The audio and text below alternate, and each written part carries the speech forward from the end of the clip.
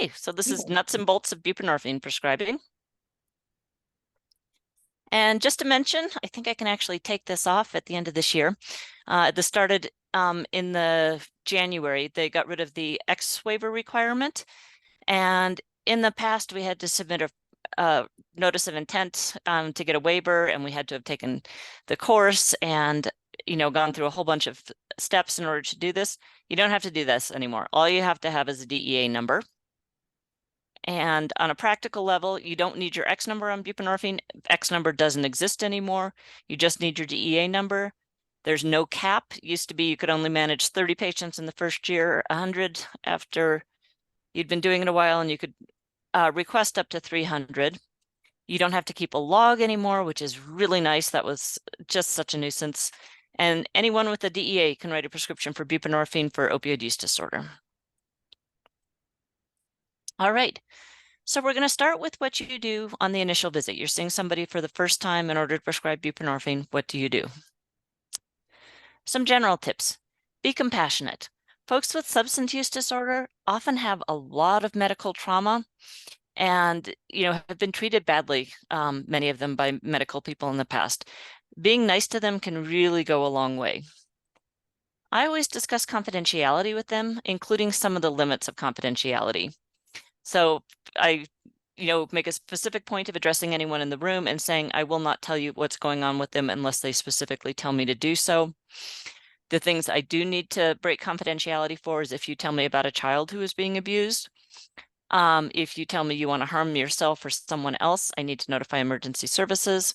If your insurance asks for information, they can get it. And if I get a court order, I have to comply with that. Otherwise, anything we discuss in the room is confidential. I also give them permission not to answer any questions that they feel uncomfortable with.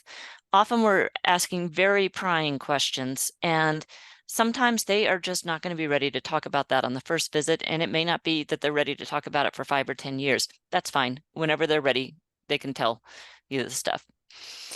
I always start with the more basic medical history, and then next ask the drug history, and save the questions about the consequences of drug use for the end once you've developed some rapport. You might even save it, for the next visit, depending on how things, but you want to sort of get to the point where they feel comfortable talking with you initially, and then later on ask the things that are going to be really hard emotionally. And I find the best tone to take when you're taking this history is just very slightly bored. You don't want to act like this is the most, dull thing you've ever done. But if you act too interested, people are like, oh my God, she thinks I'm a freak. And they tend to clam up. But if you act like I do this all the time, there's nothing you can say that's going to shock me. People are generally more comfortable talking with you if you adopt that tone.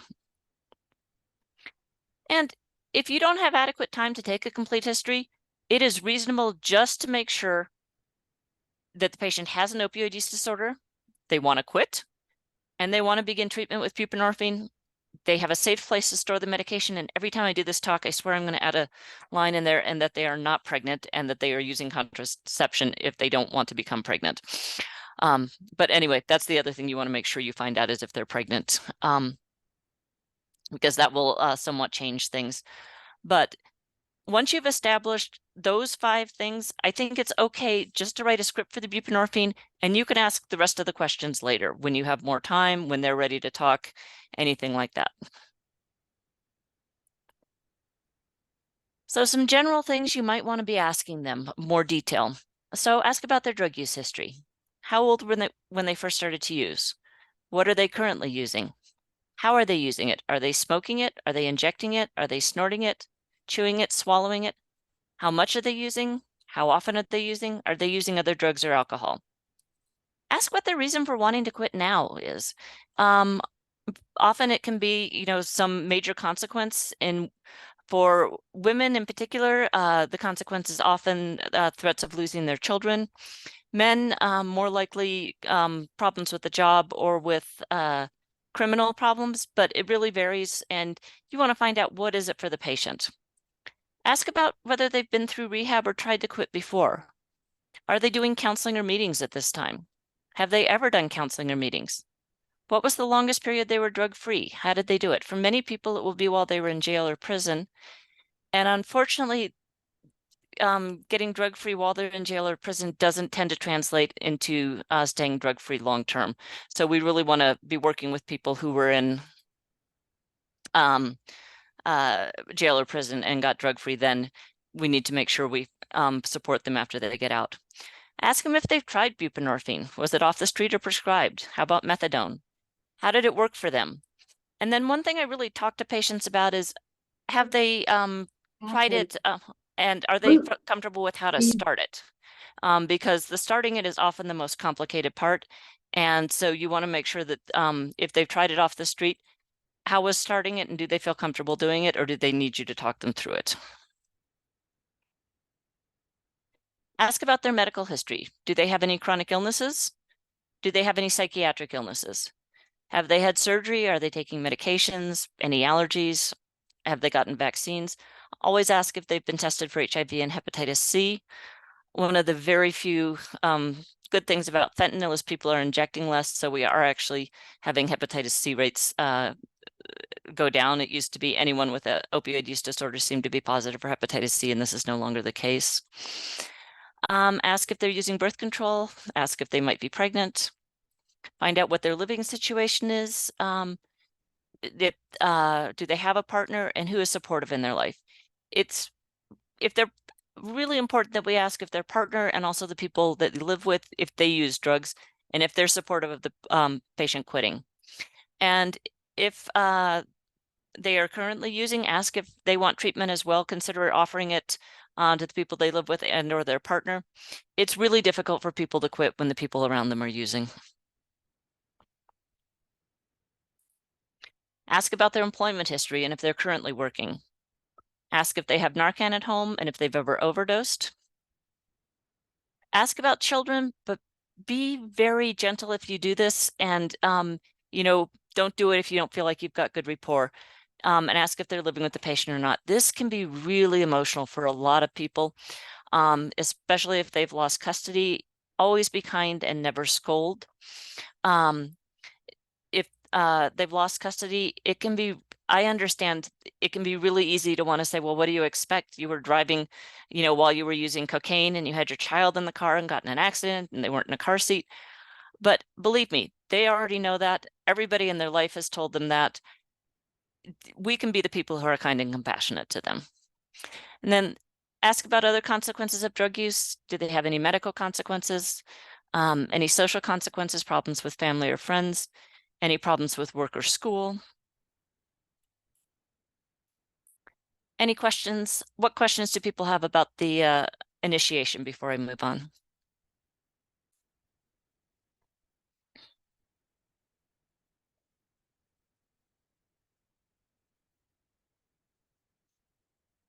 All right. Next, we'll be talking about buprenorphine induction. And this was always the trickiest part of prescribing buprenorphine, and it has become very difficult with fentanyl.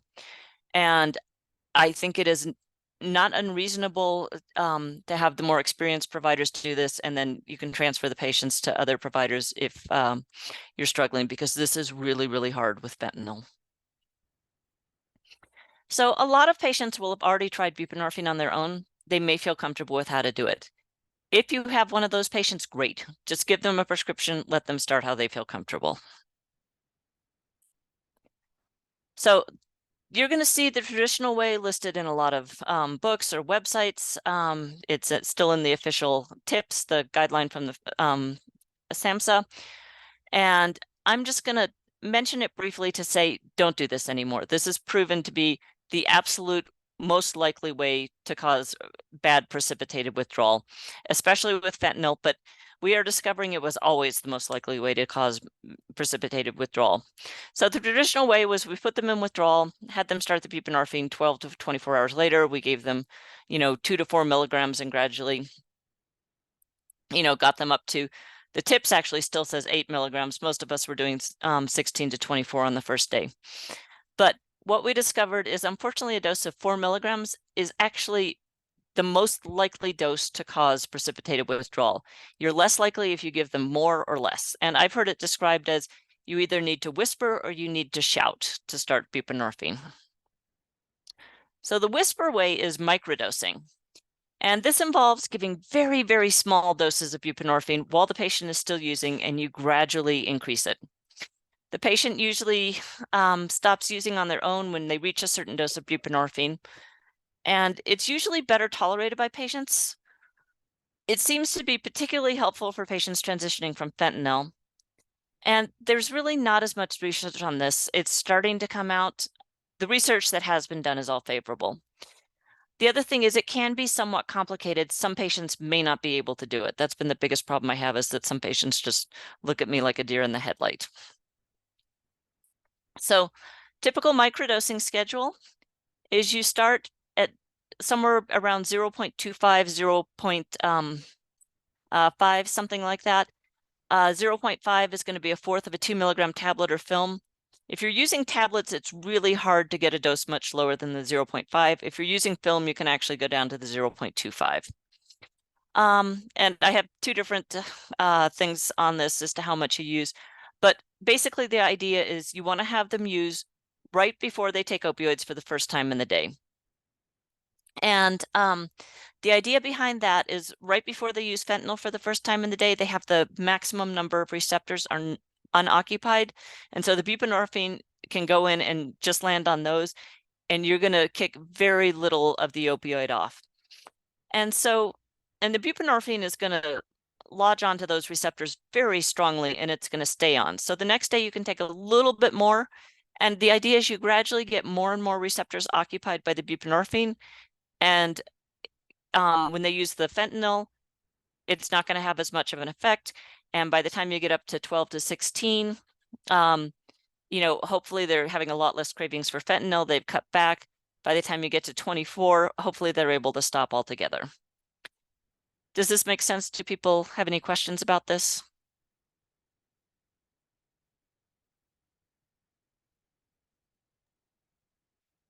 I guess I had one question, or well, a couple of questions. One is there any difference in how people use fentanyl in terms of what you would like, whether they're smoking or injecting, No, it and doesn't which really. method works better or not? No, I mean, any way you do it, you get 80 to 100% of the dose, whether you're taking it orally or smoking it. You're going to get 100% probably if you're injecting it, and probably, 95 if you're smoking it. And I think even taking it as a pill, you get 80%. So it doesn't really matter. You're still getting a fairly whopping dose no matter what. So you start it the same way. Okay. And in terms of the microdosing, are you counseling patients on, I mean, the high from fentanyl is slowly getting blocked? Yes. Okay, so I mean, I guess is that ever an issue of trying to kind of get to that high and then overdosing while you're doing the microdosing? I mean, overdosing is always a possibility, partly just because the dose of the fentanyl is so widely variable. Yeah, And people often will increase a little bit when you first start on the microdosing. When you get to day 3 or 4, they may increase the amount of fentanyl that they're using.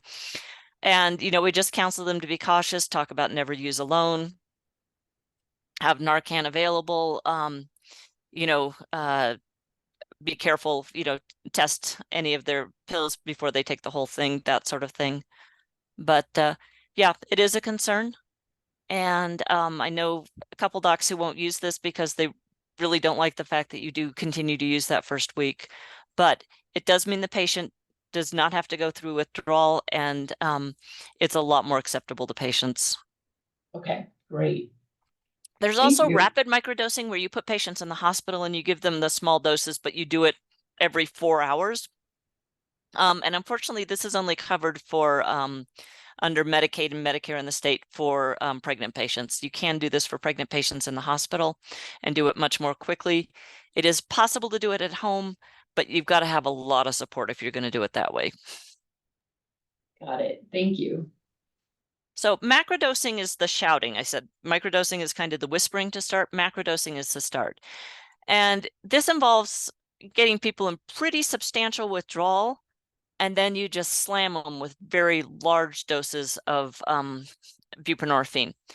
And we don't recommend it for some people my friends who work in the ER still end up doing it because these folks show up in fluoride withdrawal and they'll do it. But you want to be some caution with obesity. Fentanyl is stored in the fat cells. And so you will continue to leach fentanyl out of your fat cells for a week or two after you stop taking it. So someone who's quite overweight is going to have a lot more fentanyl stored on board, and it just gets challenging with that because they'll still have a significant amount of fentanyl even when you start it. If they have significant medical problems, you obviously don't want somebody with, kind of unstable coronary artery disease going into bad withdrawal because you could precipitate acute coronary syndrome. Be cautious if they have significant mood or psychiatric conditions. Opiate withdrawal is really, really devastating to people mentally. And if they're already kind of verging on suicide, withdrawal could push them over the edge. You also want to be cautious with other substance use disorders, and also be cautious in patients using really high dose fentanyl. And again, just because they have so much on board and the way it gets out of the body is just kind of variable. You lose the amount in your brain, it goes down so that you're in withdrawal and don't feel good, but you still can have fairly high levels in your body because of the way it's stored. So day one, you want to have them wait at least 24 hours after the last time they used fentanyl. So they really got to be committed to this because they're going to feel miserable. And they should have pretty severe withdrawal symptoms: anxiety, restlessness, shaking, body aches, sweating, twitching, fatigue, yawning, runny nose, teary eyes, abdominal cramping, diarrhea, nausea. They need to be in pretty substantial withdrawal.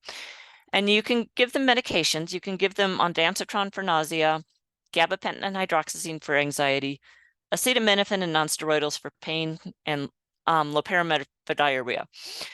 I made this slide presentation with some other people, and they wanted clonidine on. Clonidine can be helpful, but you want to be cautious with clonidine. When you overdose on opioids, your respiratory rate goes very, very slow. And you compensate by getting a rapid heart rate and a high blood pressure. Clonidine is going to block both of those. And one of my friends was at a conference many years when somebody presented a paper that never unfortunately got published, where they actually found more clonidine on board in people who had overdosed. And they think it is because it's blocking that compensatory tachycardia and hypertension. So if you're going to use clonidine, you really need to talk to them about the risks and, that they cannot take too much of the fentanyl because they are going to be at significantly more risk for overdose. They're not going to be more at risk for overdose. They're going to be more at risk for death from overdose if they do overdose. So with the macrodosing, they're in bad withdrawal. They're feeling wretched. You give them 8 milligrams, let it completely dissolve, and then you give them 8 milligrams every 30 minutes until they get out of withdrawal. This is, like I said, often done in the emergency room. My friends who have done it in the emergency room tell me that they will give the patient 64 milligrams of buprenorphine, which is a whopping huge dose and something I would have never considered 5 years ago. So the next day, they'll start taking 8 milligrams 2 or 3 times a day. One of my friends who works in the ER says he actually, after he's gotten through it, often will just give them a dose of Sublocade. And he said that works really well because then they've got it on board. They've got a high dose on board for the next month. And he said you may even need to give them buprenorphine on top of that, but that works fairly well. So now, if they're doing the macrodosing at home, if they feel really bad, even when they start the buprenorphine or have any symptoms that make them worried, tell them to go to the emergency room. So, all right, any question about the macrodosing?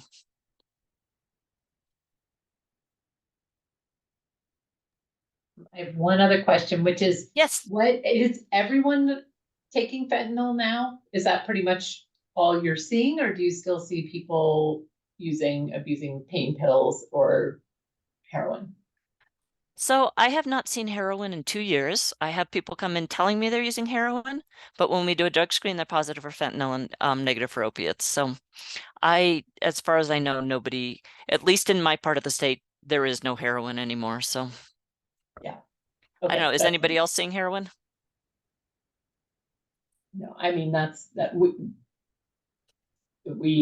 it's kind of what we've heard from harm reduction and Yeah. other settings, but I was just curious. I never thought I'd miss heroin. Heroin was pretty awful, but Right. it's a comparison with fentanyl. It's not quite as awful. So All right, maintenance, you got them started. What do you do from here? So when they come into the office, few questions you want to make sure you ask them. Are they taking the buprenorphine? That's the first one you always want to ask. Are they actually taking it? And is it effective? And are they having side effects? The most common side effects you're going to see are constipation and nausea. Um, I find about 5 to 10%, especially of my young women, will develop significant swelling in their hands or feet. And it can be very annoying to them. Nothing I have found that treats it. Elevating it doesn't seem to help. Um, Diuretics don't make a difference. Compression socks will help a little bit in the feet. The hands for some of the women, especially, uh, they want nice manicures or something like that, and their hands are just so puffy. And maybe some gloves that kind of provide compression, but it's really quite a significant side effect, and I have not found anything that works for it. Most patients, it's a life-saving medication, and they're willing to take it despite the swelling, but be prepared that that is a possibility. Ask them if they're having cravings. And patients with substance use disorder have really strong cravings. So if they have cravings, I do not hesitate to go up on the dose because the cravings are a sign that they're just not getting enough medication. And are they having withdrawal symptoms? Oops. Have they used any drugs? If they answer yes, ask a few questions. What was the trigger? And when I ask about the trigger, I tend to, in my mind, separate it out into, was it internal? They got really, really anxious, and they got so anxious, or they had such bad cravings that they had to go use.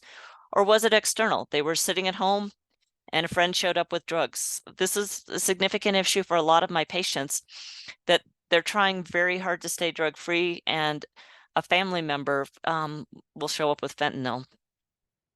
Was it a combination of something external and internal? A fight with family led them to be very stressed, and then in turn that led them to relapse. Because depending on what the trigger is, you're probably going to treat it differently. If their trigger is anxiety, let's get them into counseling. Let's get them on an SSRI for their anxiety.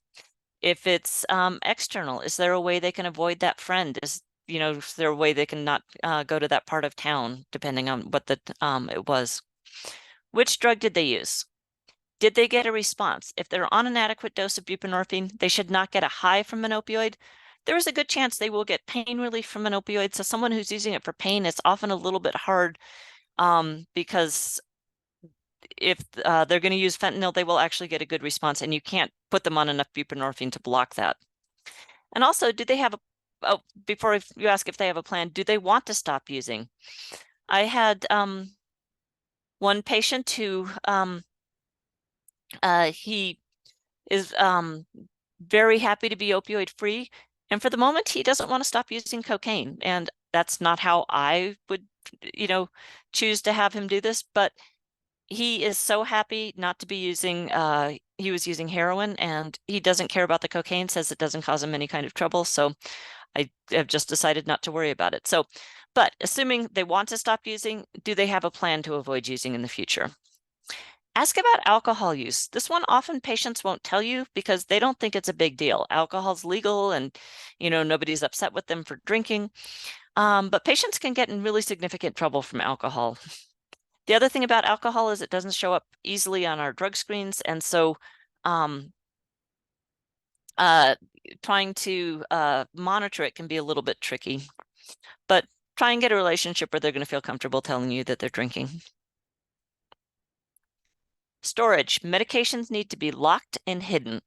And if there are small children in the house, it needs to be stored so that children can't get into it. Very tiny amounts of buprenorphine can kill a toddler. I had a patient, her baby is okay, and she gave me permission to tell this story. She was taking her buprenorphine and the phone rang. She turned away to answer the phone, turned back, and her daughter had picked up the pill bottle.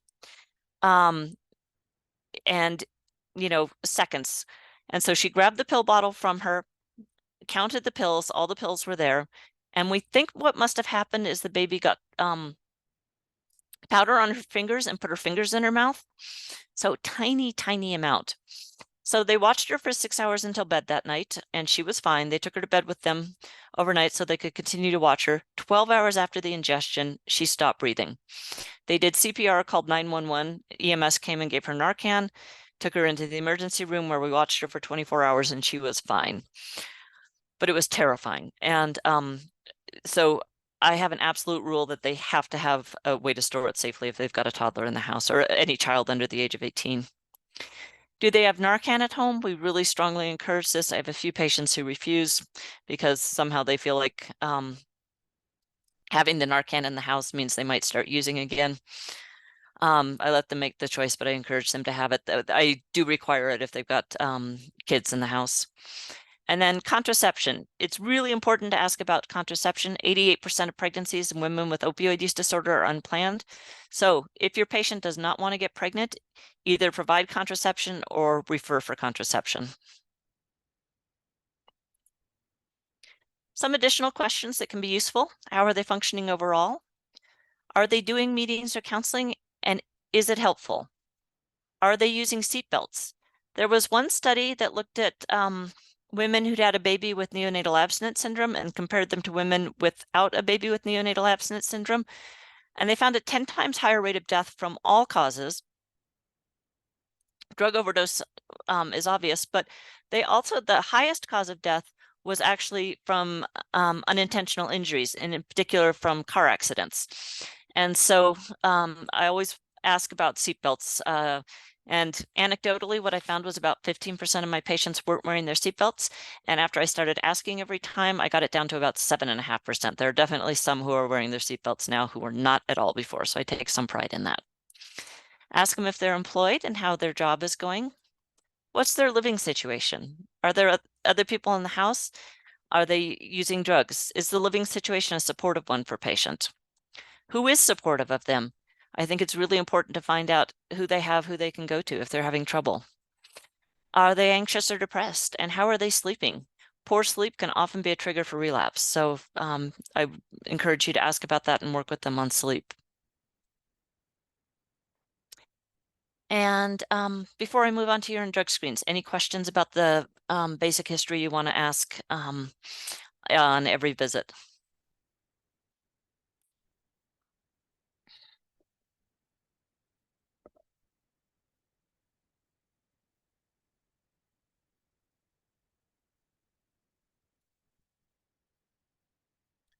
All right, moving on to urine drug screens. Up until COVID, urine drug screens we checked with every single visit. And now I'm often going 6 months or more. And I've discovered it doesn't really make much difference. I was really surprised. I thought the urine drug screens were important, but it doesn't matter. I mean, my patients who are comfortable telling me that they're using drugs and talking about it still continue to talk about it, even if I'm not doing the urine drug screens. The patients who are embarrassed or ashamed aren't going to acknowledge it, even with the urine drug screen that's positive. So the only reason I actually check a urine drug screen is I want to make sure they're taking the buprenorphine. And I'll talk a little bit about that in a minute. But I am really much less convinced of the value of urine drug screens than I was before COVID. So if you're going to do it, have in-office tests. They're cheap and they're easy, and you get the results while the patient is there so you can talk about it with them because you really want to discuss the results with them. And don't ever talk about it in a gotcha manner. One of my colleagues used to love just, have you used? And they'd say no. And she's like, oh, your drug screen's positive for cocaine. You're lying to me. Don't do that. You want to go in and say, hey, drug screen is positive for cocaine. You want to tell me about that? And listen to what they have to say. So biggest problem with the in-office drug screens is they're not very accurate. They lack both sensitivity and specificity. They are a tool we can use, and sometimes it can lead to discussions that you might not have otherwise. You do need to understand the limitations. They are both a lot of false positives and a lot of false negatives, and you need to do something. If you're going to change care, you need to do something more accurate.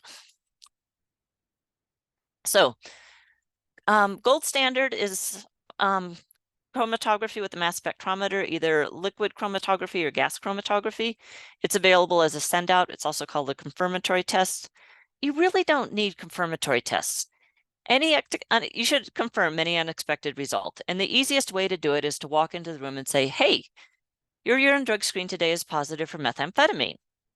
And if they look up at you and say, oh, yeah, I used meth at a party this weekend, boom, you're done. You've confirmed the result. You don't need to do any further testing, which is going to cost you, $100 or so to get that confirmed. If they tell you they haven't used, and then I do recommend confirming the results.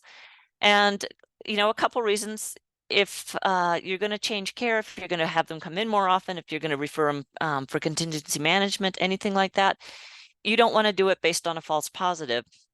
The second reason is if at any point something comes up, with child custody in particular, I've seen probably the most common. But there's a few other situations where it is helpful for patients to be able to have me come in and say, I have been working with this patient for 2 years. They've had negative urine drug screens every month.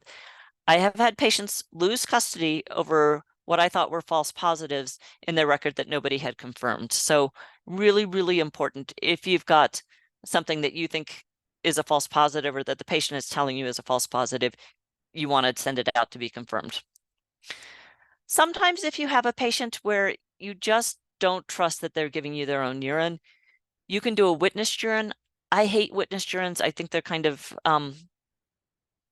embarrassing for patients and for staff. But the only time I have done them is when I have a patient who I'm not convinced that they're taking the medications. They've repeatedly tampered with their urines to make it look like they were taking buprenorphine. I haven't done it in probably 5 years, but again, I made these slides with other people and they wanted to have this option in there. But if you're going to do it only if it's somebody you wouldn't have on treatment otherwise, and it needs to be done in a non-stigmatizing way that protects the patient's dignity.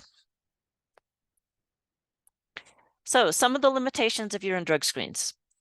They don't tell you when the patient used. They may have used, this morning. They may have used 6 days ago. They don't tell you how often the patient is using or how much they're using. They don't tell you how they used. You can't tell if they took it as a pill or if they snorted it or if they smoked it. I think this is really important. The tests do not tell you the patient's level of commitment to getting drug-free. I hear very often, people say, oh, positive for fentanyl, they're clearly not interested in getting drug-free. That may or may not be the case. Often patients can relapse as they're starting, and it doesn't mean that they're not committed to really working on this. And so we need to realize that the drug test does not tell us the patient's level of commitment. And then it's really important, opiate tests are not going to detect oxycodone use. And you're not going to get synthetic opioids like fentanyl or methadone at all on an opiate test. Hydrocodone, if you have it in very high dose, is going to set off the opiate test, but it may not if a patient is taking lower dose. And buprenorphine also requires its own specific test. So fentanyl, up until very recently, there were no FDA-approved tests for fentanyl. So we ended up just buying a bunch. We may have even bought them off Amazon. I can't remember where we got them, but we got them somewhere. You can't use the same ones that you're giving to patients to test their drug supply for fentanyl. It has to be a different supply. And we just didn't charge for the fentanyl. It cost us about $1 a patient, and we decided it was worth it to have that information. They now do have an FDA-approved test for fentanyl, but I'm told it's fairly hard to get. It's really important to know about buprenorphine metabolites if you're going to be testing for buprenorphine. So buprenorphine, the parent drug, is not water soluble. It's very little of it's going to be found in the urine because it's not very water soluble.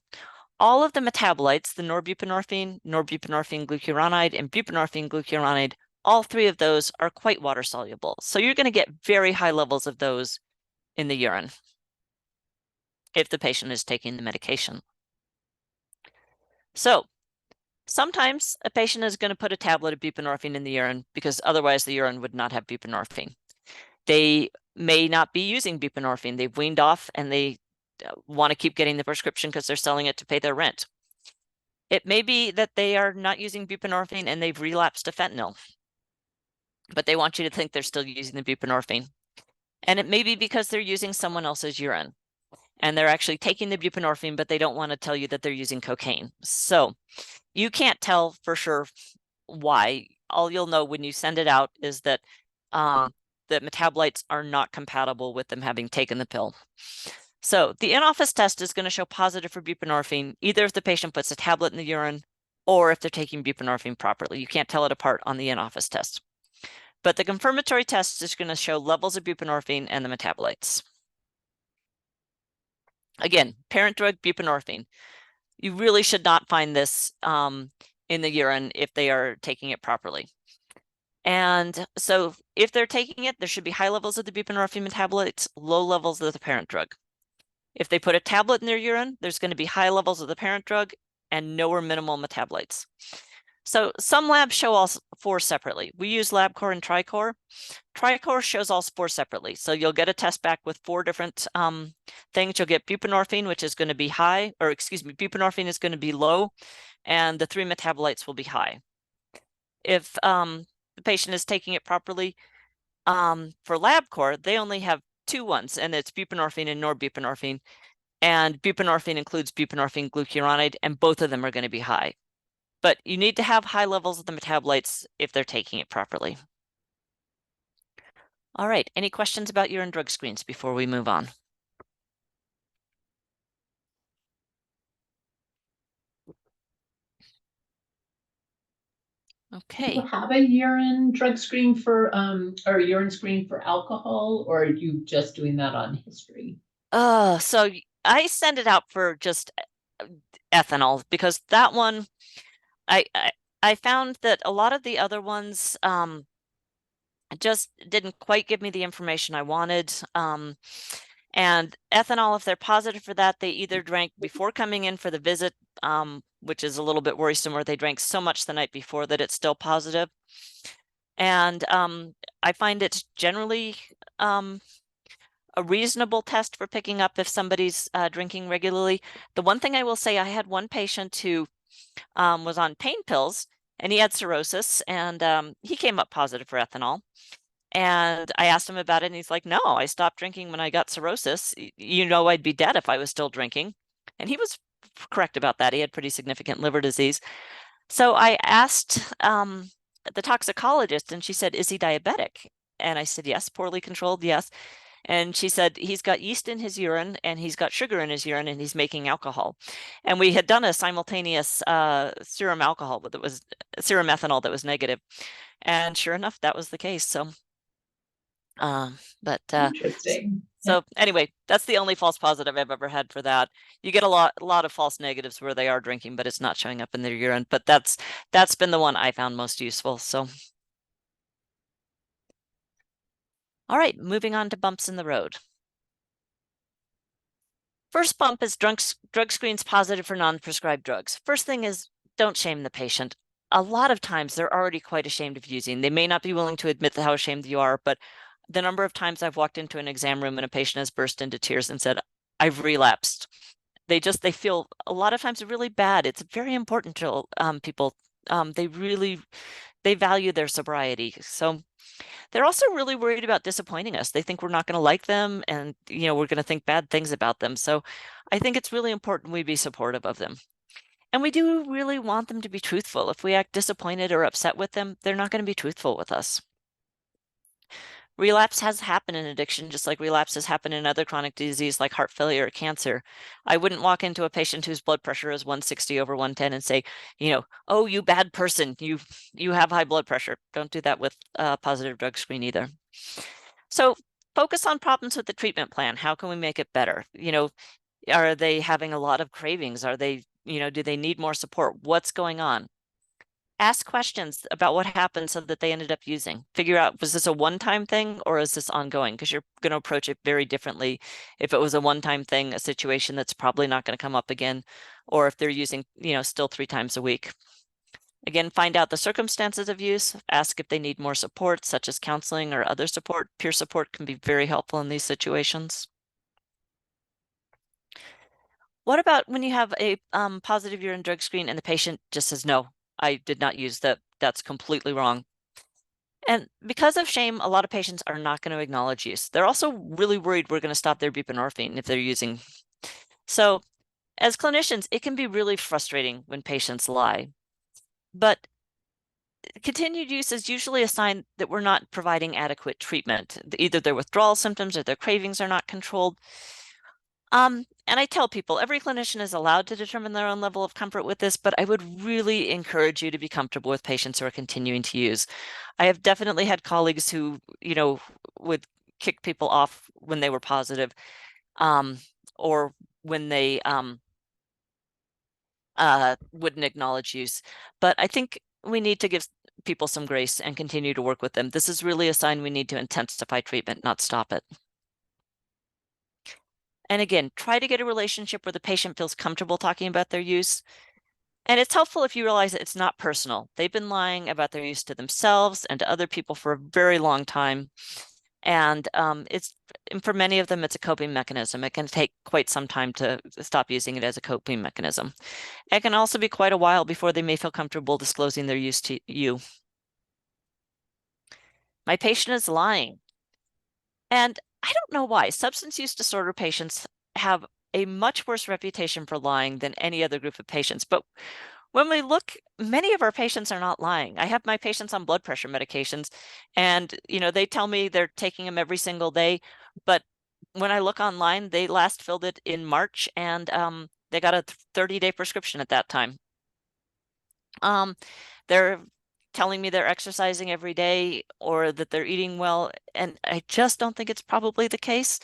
And my patients with substance use disorder do lie, but so do the rest of my patients. And patients lie to us because they're embarrassed. They really want to be doing well, and they're embarrassed that they're not. They're also worried we won't like them. And I find a lot of my patients lie because there's this magical thinking that if my doctor doesn't know I relapsed, it doesn't count, and I still, am going to be able to get drug free. And, I think we need to kind of accept that the reasons they're lying may not all be that they're trying to pull one over on us. So we need to extend grace to patients in these circumstances. This one is difficult, the drug screens with abnormal buprenorphine metabolites, because this means that they tampered with the urine results somehow.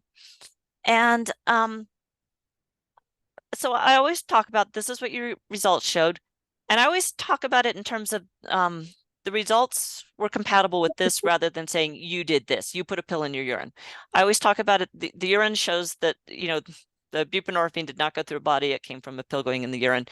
Don't ever specify you, because patients will argue with you what they did. They can't argue with you what the results showed. So if the patient acknowledges they put a pill in the urine, talk about why it happened, discuss that it can't happen again. Even if they don't acknowledge it, I make it clear that this is what the results show. This cannot happen again. Recurrent urine drug screens that are negative for buprenorphine should be a cause for reevaluation of treatment. Do they really need the buprenorphine, or do they need some other treatment? You might consider the injectable buprenorphine. I've had a couple patients who kept showing up negative, who we ended up putting them on injectable, and that was helpful. You may refer them to methadone, or you may refer them to inpatient treatment. Treatment of pain. I have a patient who is on methadone. She's been drug-free for 10 years on methadone. She had surgery and developed some complications post-op. When she went into the ER for it, the nurse asked her medications, and she said she was on methadone. And the nurse looked at her and said, "You just forfeited any right to pain treatment in the emergency room," which I just found horrifying.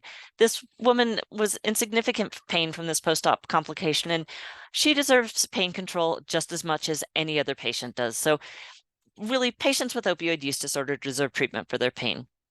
So we want to maximize the non-opioid treatments, and I think we want to do this for everyone. Non-steroidals, acetaminophen, gabapentin and pregabalin, duloxetine, venlafaxine, milnacipran, physical therapy, acupuncture, therapeutic injections, mindfulness.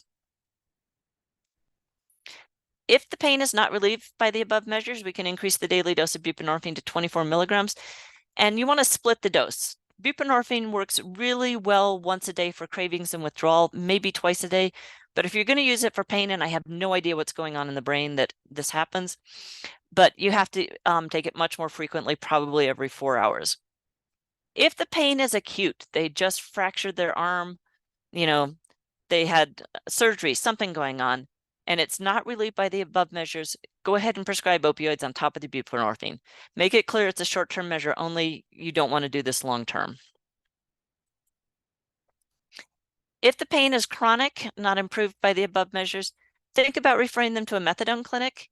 Be aware that methadone in a methadone clinic is not dosed to provide good pain relief. Similar to buprenorphine, you need to do it multiple times a day. Methadone in a methadone clinic is almost always dosed once a day. And you may have a delay in getting started on methadone and getting to a therapeutic dose. That said, I've had some patients get really good pain relief when they, even once a day on methadone. And just quick, never, ever, ever, ever put a patient who you've been treating with buprenorphine on methadone, even if you're going to justify it to yourself that you're treating for pain. Federal government views this as a violation of federal law. I at one point called the physician who was listed as being a buprenorphine prescriber, and she was facing federal charges for having done this. So don't do this. Early refills. Ask the patient why they need an early refill. If they're overtaking, maybe it's just that their dose is too low and we can increase their dose and maybe they'll do just fine. I've done this with a few patients and I was surprised it worked really, really well. This is actually the most common reason I see for early refills. If they've lost the prescription or had it stolen, make sure that they've taken steps to make sure it won't happen again. Did they get a lockbox? Have they, changed how they're going to store it? What's going to be different? I will usually do a refill one time in a patient's life for losing or having the prescription stolen. If it happens recurrently, they need to figure out what's happening, and I'm not going to continue to refill it early. They may need more frequent visits. They may need shorter prescriptions. I had one patient who was running out at the end of every month, and he had some pretty significant mental illness that was making it hard for him to not take the extra pills when he decided he needed them. And what I did was I just gave him a week prescription with 4 refills. And that worked great. He, when he realized he only had, this many pills, he no longer would overtake them. And even if he did overtake them, it was usually only going to be a day or so until he could get his prescription. So that's can be very effective for some patients. Missed appointments. If this happens once, send in a script for a few days, reschedule the appointment. Don't worry about it. If they're missing a lot of appointments, try and figure out why. Do they have no transportation? Medicaid will provide non-emergency transport to appointments. A lot of our patients don't know about this, so make sure they know about this. Do they have poor phone service and just, couldn't call in to say that they couldn't make the appointment or, didn't get the reminder call, things like that. Poor executive function with disorganization. This is really common in patients with substance use disorder. And if you're going to treat patients with substance use disorder, you need to be able to kind of roll with patients who really don't have great executive function, because many of them started using in their teens and never were able to really develop good executive function.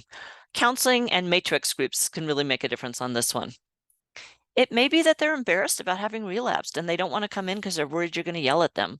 So try to be compassionate with patients who have relapsed and work on not shaming them, and just accept it if sometimes they don't come in for that. They may have a fear of medical appointments or a history of medical trauma. Counseling can be helpful with this. And it may be that they're not committed to treatment, but this is not the first thing we should jump to. And I often hear people saying, oh, well, George has missed the last 4 appointments. He clearly doesn't care about this. It may be the case, but it may be, like I said, he doesn't have transportation or he's afraid of medical appointments. Just the fact that they've showed up at all is a huge step in wanting help. So we should support them on that. Pregnancy. Please do not stop buprenorphine if your patient gets pregnant. If you're not comfortable with management, arrange for a transfer to a prescriber who is comfortable. Write a script for buprenorphine without naloxone to last until they have an appointment. Send in a prescription for prenatal vitamins. Make a referral for prenatal care if you're not going to be providing it yourself. But please don't ever stop buprenorphine. It is absolutely recommended during pregnancy. Stopping it is extremely dangerous.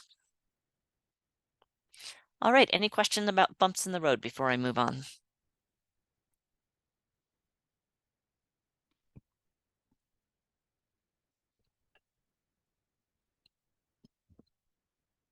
All right, moving to a higher level of treatment. You might want to think about moving to a higher level of treatment if they're continuing to use opioids while on buprenorphine and we've optimized the dose. And you can go on to the injectable. Sometimes you can get a higher dose from that. But if they're still using opioids, talk about whether they want to go to a higher level of treatment and involve them in the decision. I've had patients who using heroin or fentanyl once a week is the best they've done in years. They are so happy to be at that place. They don't want to change anything. This is just the best they've ever done. And then I have other patients who use one time and they're ready to increase the treatment. They're really upset about it. So involve the patient.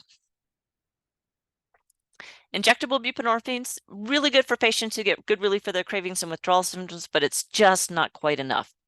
It's useful for patients who struggle to take a pill every day. The people I find is really good for are the people who are super motivated to stop while they're in your office on Tuesday, but then the weekend comes and they skip their dose so they can go out and use with their friends. If you've got the injectable buprenorphine, it's on board. They're going to have good protection. It's also a good option if they don't have a good place to store medication, especially if there's children in the house. And if you're worried about somebody diverting, it can be good for that.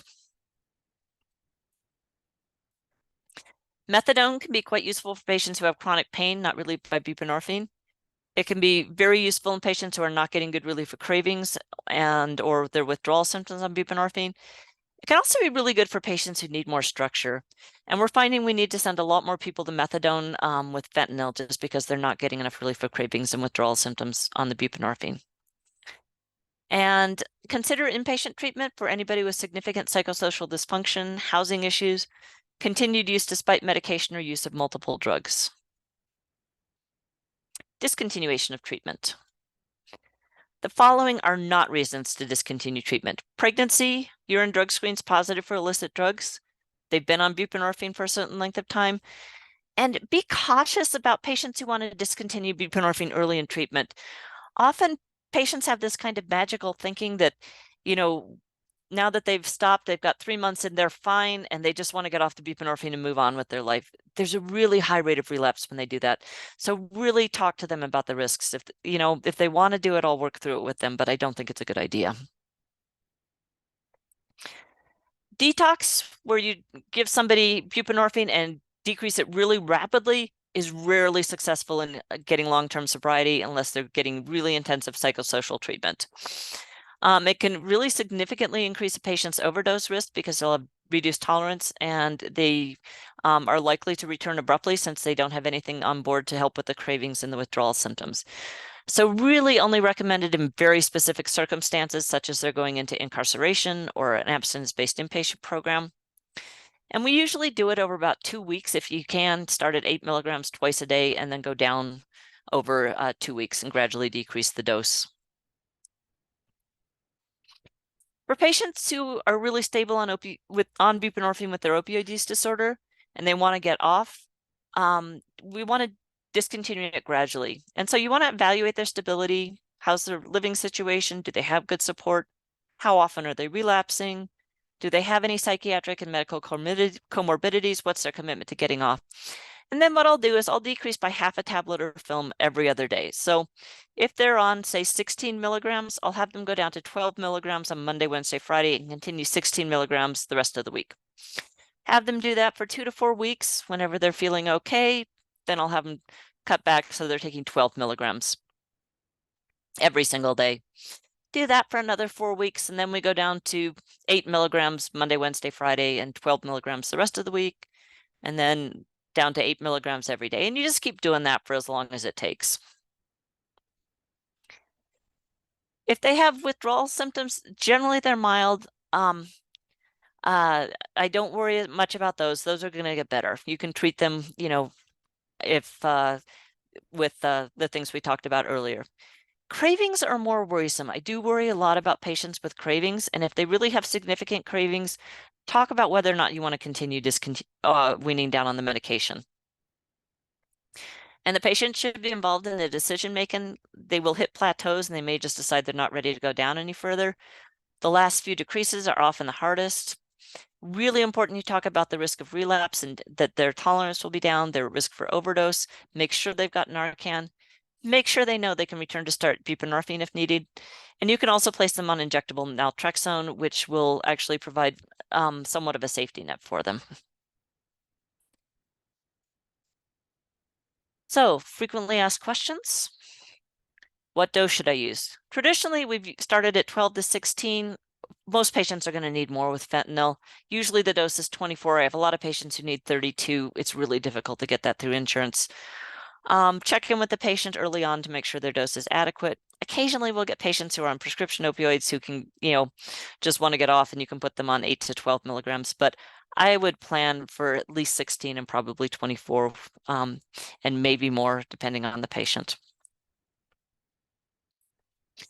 Doses higher than 24 milligrams haven't been well studied.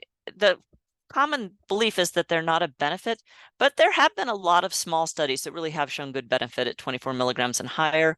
Again, most insurance plans limit the outpatient buprenorphine dose to 24 milligrams a day.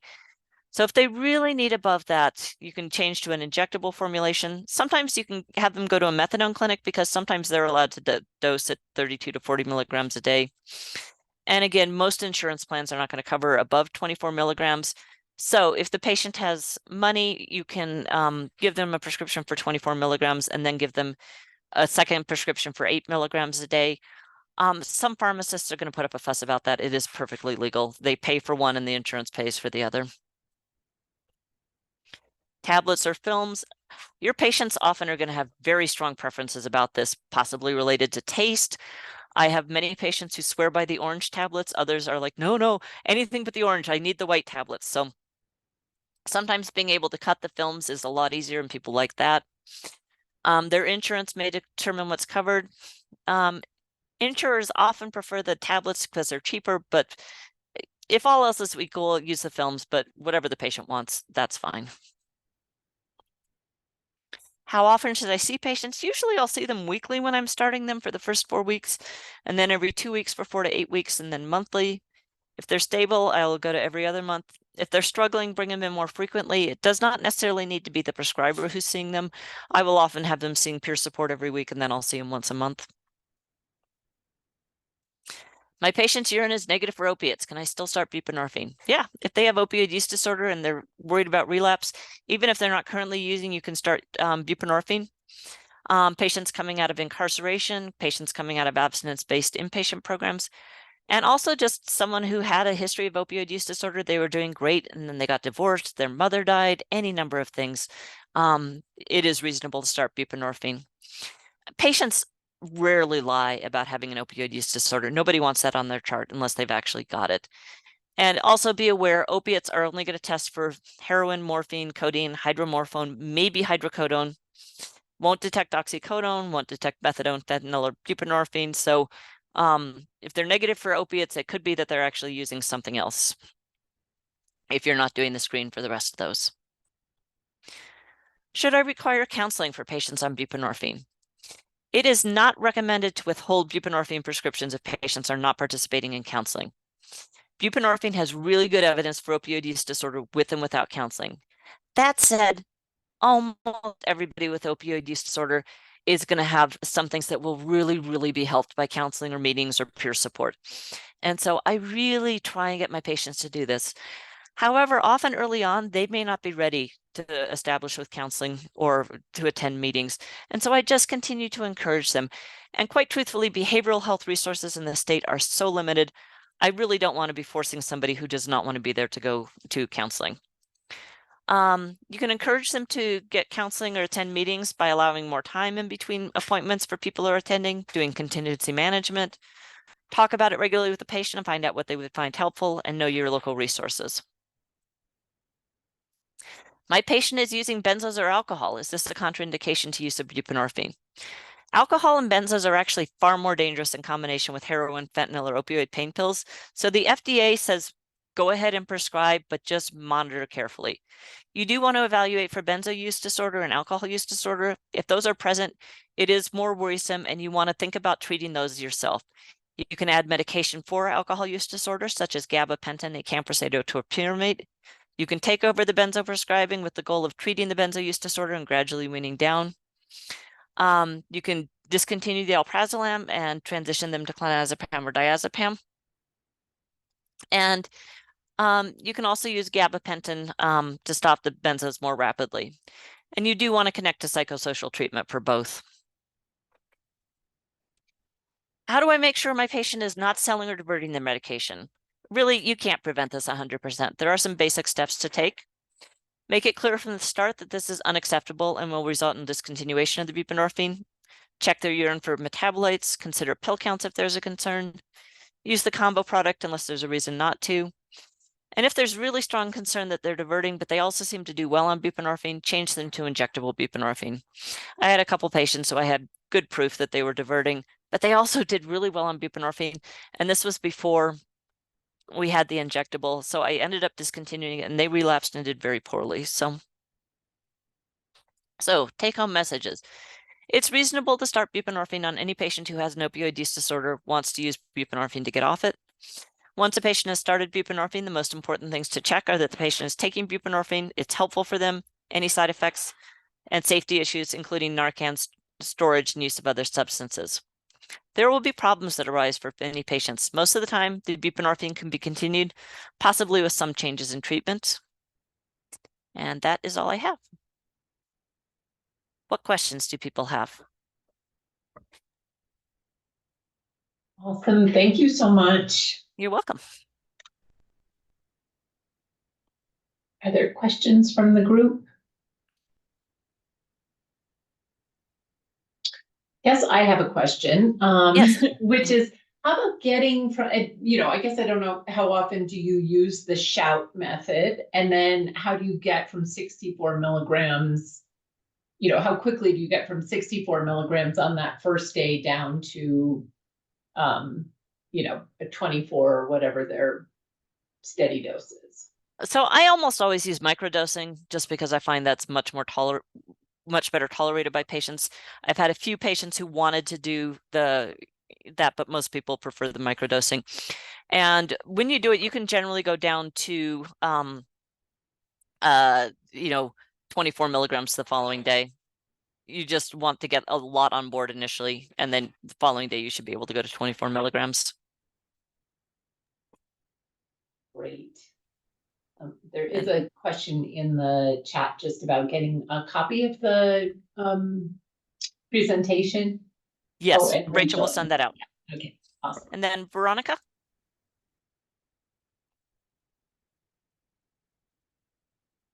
We were just going to ask the same question about the slide. Okay. How about contracts? Do you have people Yes, sign I have an agreement, and basically the agreement says we try to make it as much educational as and not sort of we're going to be out to get you sort of thing. And I say we encourage you to try and work towards sobriety, consider counseling. I do have in there they won't sell or share the meds, and I make it clear that that is the one thing I'm going to kick them off for. That is not acceptable, and that they have to provide a urine if we ask for one, and that they have to have a safe place to store the medication. And then I put in, and I always talk to my patients about this one. You have to be nice to my front desk staff, and I tell them you always are, but some of my patients are not, so I need to have this in there. And I think patients appreciate that I acknowledge most of the time that they are generally polite to my front desk staff, but they do realize I think this is important. I have to tell quickly one of my favorite stories about one of my patients who had his mother was one of my patients, and I'm fairly certain she was not very present when she was raising him because she had a pretty significant opioid use disorder. I didn't know him or her at that time. But anyway, so he did not have great social skills, and he missed his appointment, and he called and he was really frantic about it and yelled at my medical assistant about having to have an appointment. And so I said, okay, fine, tell him to come in. So he came in, I went into the room and he said, I yelled at your medical assistant. And I said, yep. Did you apologize to her? And he's like, I can do that. And I'm like, yeah. Why don't you go out and say sorry to her while I get your prescription? And so he went out and I came back and he's like, I told her I was sorry and she said it was okay. And he was so excited about it. And I realized a lot of my patients really just do not have these basic skills. And so, getting them into, matrix groups and things like that will often help them learn these basic life skills that you just think people have, but they may not. So, all right, Christine. Hi, thank you. I really enjoyed your talk. Thanks so Thank you. much. I have a bunch of questions, but I am going to just ask you a few quick, easy ones. So Sure. one thing is, I'm curious if you're using naltrexone at all, and who you feel might be a better candidate for who may be more interested in naltrexone versus buprenorphine, and what's your experience with that? I have not found anyone who wanted to use naltrexone. I mean, the biggest problem is you have to be off Yeah. opioids for 7 days. So the biggest, the people I think would really benefit are people coming out of abstinence-based inpatient treatment, or people coming out of jail or prison who have that time drug-free. So that's who I would recommend it. But like I said, I have not had anyone who's interested in doing it. So Right. That's what I was guessing. We I will say I think it's a good medication for alcohol. I like it for alcohol. yeah, yeah. And then I missed it, if you have a preference for the micro dosing versus the macro, which one you found, I don't know, it is the go-to for you, or is it really depend on the patient more? I like the microdosing. I actually had a patient who she ended up getting macrodosing, but they can go into such horrific withdrawal from the fentanyl. I mean, I have had 2 patients end up having to be intubated and have general anesthesia because their withdrawal was that bad. So I'm kind of scared of the macrodosing for patients who are using large amounts of fentanyl because they're, I mean, one of the few things we Wow. always said for many, many, for decades was that opioid withdrawal was not harmful, and that is not true anymore. I mean, opioid withdrawal can kill you. It is really bad coming off the fentanyl. So I am very cautious with the macrodosing and anybody who's using any amount of fentanyl at all. Okay. Well, that's really useful. And then again, I'll ask my third, and then I'll let Yes. somebody else ask the question. And so for our, we tend to see a substantial number of uninsured clients, and I'm just wondering if they have to go and pay for buprenorphine. I don't think it's expensive, but I'm not Oh, certain. it's extremely expensive, Oh, unfortunately. gee, I thought Yeah. I've been reassured that it's not. So, okay, No. okay, GoodRx, I would get them on GoodRx. okay. Any of them are going to qualify for Medicaid, the vast majority, unless you are dealing with undocumented immigrants. Most of the patients I have do qualify for Medicaid. So, but yeah, unfortunately, it is really expensive. It's Oh, gee, And okay. we are actually working on a way with some of our opioid funding to cover it. I think the difficulty is, um, anyway, it's a little bit challenging not getting the medication, but just getting it to the patient in a timely way. But we are, and Courtney has a few ideas about that. I will add, I hope this is temporary, but the last 2 months have been a nightmare trying to get buprenorphine prescriptions because nobody has it. I mean, it's just, I'll end up sending it to 5 different pharmacies as patients drive all over northern New Mexico trying to get it. And I feel terrible, but I just don't have any way around it. So that has been a real problem recently. Well, All thank right. you so much. Sure. Noemi?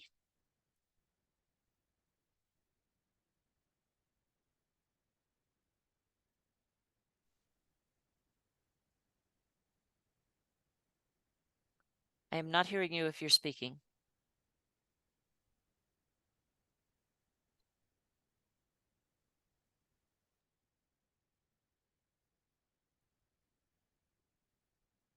Sorry, still not hearing you. Do you want to put your question in the chat? And then we'll move on to Dominique and So I had a question because we were talking with the detention center earlier today. And I don't know if this is a question but do inmates still can they carry Medicaid while they're detained? Oh, Because they're looking for a bridge program kind of when they're in there and when they're coming out. So we're kind of trying to think of a way to gap that service. they Or definitely can get it right as they come without out. I don't think them. they have it while they're in. Miranda, do you know the answer to that? I know better for corrections, and I mean, I think it's the Okay, same, you but know, I'm not right? sure how. Go ahead, Jimmy. Oh, were you weighing in? So I think there's there's the 1115 waiver for Medicaid, which does allow people coming out of corrections to get Medicaid. But I think detention can be more difficult. And the question I don't know is how quickly you lose it when you go in. Yeah, Yeah, I that don't was know. something we were talking about with the detention center, because they were talking about the price of that if the inmate can't take it. So we were wondering, I was wondering, do they get Medicaid if they're in like a program? So like for San Miguel Detention Center, they have the reintegration program. So they're working on sobriety and getting back out into the community. So I mean, that would be great if that was something we can work with them instead of against them, and being able to help them get their medication. So just For a every question. dollar you spend on buprenorphine or methadone, you save somewhere, it's like between $7 and $20, depending on what study you look at. Every dollar you spend on treating it in jail or prison. But there is just so much reluctance to do it. It's very frustrating. The buprenorphine can be somewhat of an issue for them because it takes a while to dissolve under the tongue. So some of the jails object because they just don't have the personnel to watch people take buprenorphine one at a time. But I think we as a state need to find a way to fund that, because it's just, and the overdose rate coming out of jail or prison in that first 2 weeks is like 20 times baseline. It's a really, really high risk time for death. And I think one study found that like 8 or 9% of all overdose deaths were related to people within 1 year out of incarceration. So, all right, Deanne, and then I think we're almost out of time. That's not really a question, but Miranda, I don't know if you knew, talking about the Medicaid stuff, Medicaid is on a backlog right now, and people have been waiting 3, 4, 5, 6 months since they applied, and they have not received anything. Ugh. And I've been working with some refugees that have been trying to get that, and they've been waiting for quite a while. And then I've also fielded some calls just because I'm in Santa Fe. I think I received the calls for everybody in every office. But I've also fielded some calls that people have actually applied as of like since like August, and they still have not received anything. Yep. And they're just saying that anytime they call, they're on wait for a long time, or if they go in, they're just so backed up that they're not getting to them in time. So I worry that if somebody's coming out of jail, prison, out of a detention center, we apply for Medicaid for them to get this medication, it might be a good while before they're able to get it. And this is problematic because, like I said, there's just such a high overdose death rate at that time. So, and it's a time when we can really make a difference as if we do it right coming out of jail or prison. So, and then Noemi's question about the front desk staff. A couple things. I don't know how you're going to set up your clinic, but not forcing people to say why they want to come in. Often people who are coming in for buprenorphine want as few people to know as possible. So if the patient doesn't want to say why they want to come in, I think it's reasonable.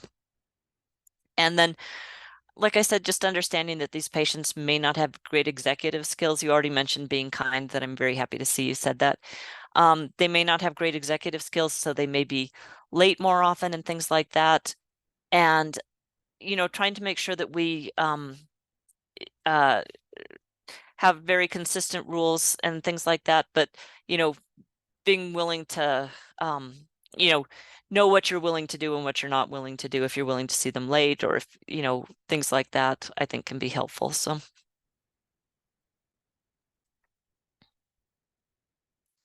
And also just having a way to get through. I know one of the things that makes me a little crazy in my clinic is it can be sometimes hard to get through the front desk.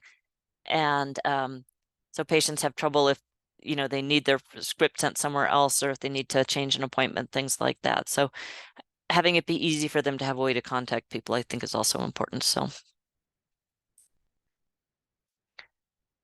All right, I'm happy to keep talking, but I don't know if you guys need to leave.